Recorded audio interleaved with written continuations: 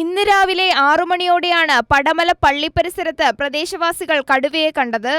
പള്ളിയുടെ മുന്നിലെ റോഡിലൂടെ കടുവ പാഞ്ഞു പോവുകയായിരുന്നു. കടുവ റോഡ് മുറിച്ചു കടക്കുന്നതിന്റെ CCTV ദൃശ്യങ്ങൾ കൈരളി ന്യൂസിന് ലഭിച്ചു.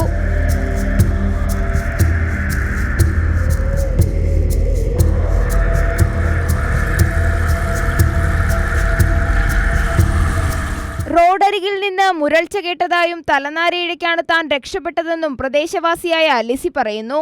ഞാൻ എൻ്റെ വീട്ടിൽ നിന്ന്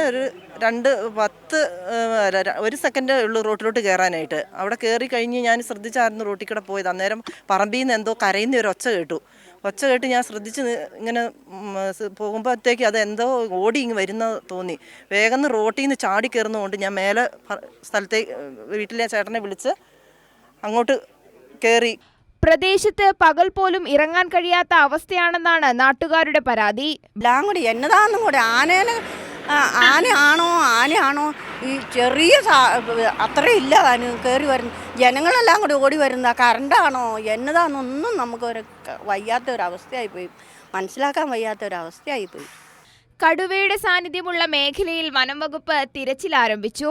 കഴിഞ്ഞ ദിവസം കാട്ടാനയുടെ ആക്രമണത്തിൽ കൊല്ലപ്പെട്ട അജീഷിന്റെ വീടിന്റെ സമീപ പ്രദേശത്താണ് ഇന്ന് കടുവയെ കണ്ടത്.